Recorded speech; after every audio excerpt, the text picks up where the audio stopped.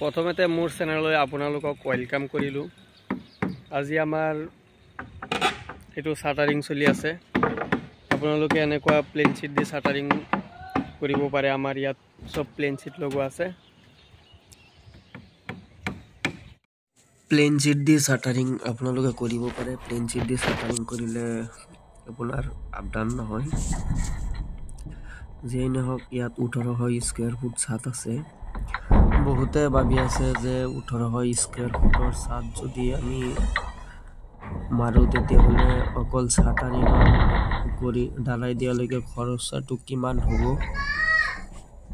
যদি আপোনালোকৰ কলম কেইটা ঢালাই দিয়া থাকে তেতিয়াহ'লে আপোনালোকে 500 পৰা 6 লাখ টকাত আপোনালোকে ওপৰৰ ছাদখন মাৰি দিব পাৰিব।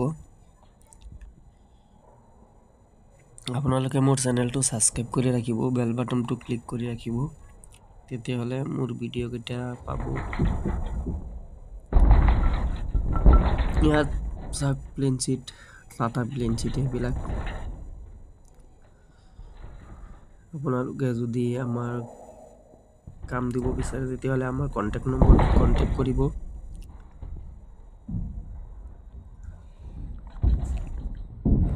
আমাৰ ঘৰ নগাঁও জুৰিয়া।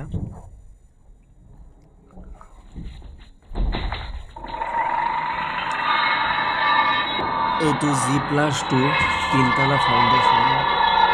ইয়াত আপোনাৰ কলম কেইটা আছে আপোনাৰ 12 বাই 12 inch by 12 inch, 1 foot by 1 foot.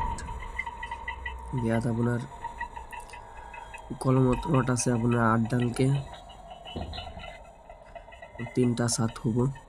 এইটো 2 নম্বৰ ছাদ। ইয়াৰ ওপৰত আৰু এটা হ'ব।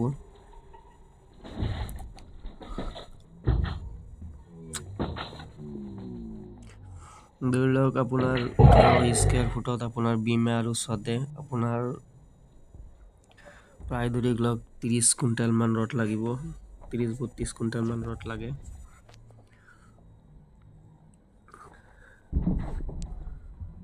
আপোনালোকে মোৰ চেনেলটো সাবস্ক্ৰাইব কৰি ৰাখিব, তেতিয়াহ'লে মই ইয়াৰ ছাদৰ ৰড বান্টিঙৰ ভিডিঅ'টো মই আপোনালোকৰ আগত আগবঢ়াম। আপোনালোকে চাব পাৰিব।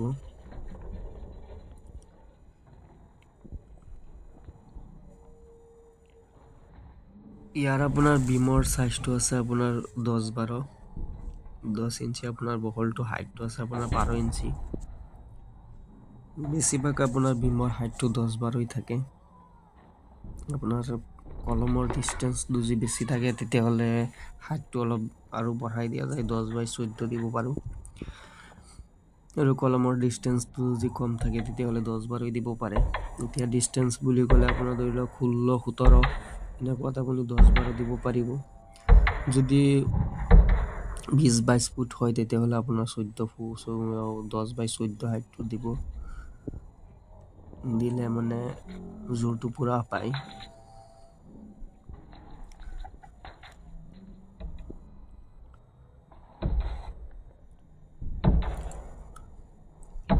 আমাৰ ৰুম কেইটা সব সম্পূৰ্ণ প্লেন শীট দি শাটাৰিং কৰিছো।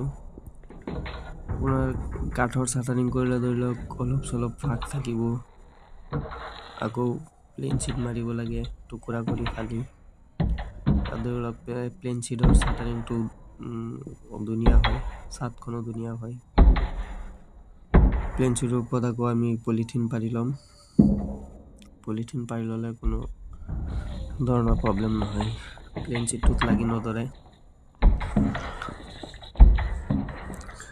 যদি আপোনালোকে আমাৰ লগত কন্টেক্ট কৰিব বিচাৰে বা কিবা সুধিব বিচাৰে তেতিয়া কন্টেক্ট নম্বৰ দিয়া আছে, তাতে কন্টেক্ট কৰিব পাৰে।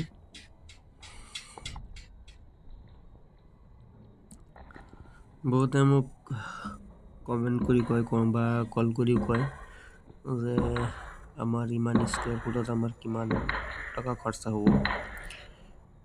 ইয়াত ধৰি লওক আপোনাৰ যদি কলম ঢালাই দিয়া থাকে তেতিয়াহ'লে 5 পৰা 6 লাখ টকা।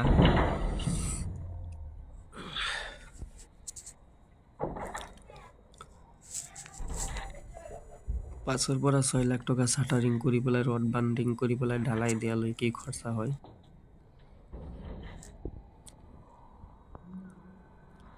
এতিয়া আপোনালোকে আমাৰ কামটো চাওক।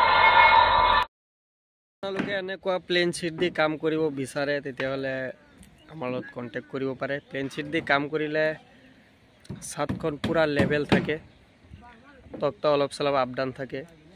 প্লেন শ্বীটৰ চাটাৰিং খুব ভাল হয়। আমাৰ ইয়াত আপোনালোকে সব প্লেন শ্বীট পাব। প্লেন শ্বীটৰ চাটাৰিং আপোনালোকক দিম। আমাৰ সব কাম প্লেন শ্বীটৰ চাটাৰিং লগাও। ধৰি লওক কাটি মাৰিলে বহুত প্ৰব্লেম থাকে। যিয়েই নহওক আজিৰ ভিডিঅ'টো মই ইমানতে শেষ কৰিলোঁ। জয় আই অসম।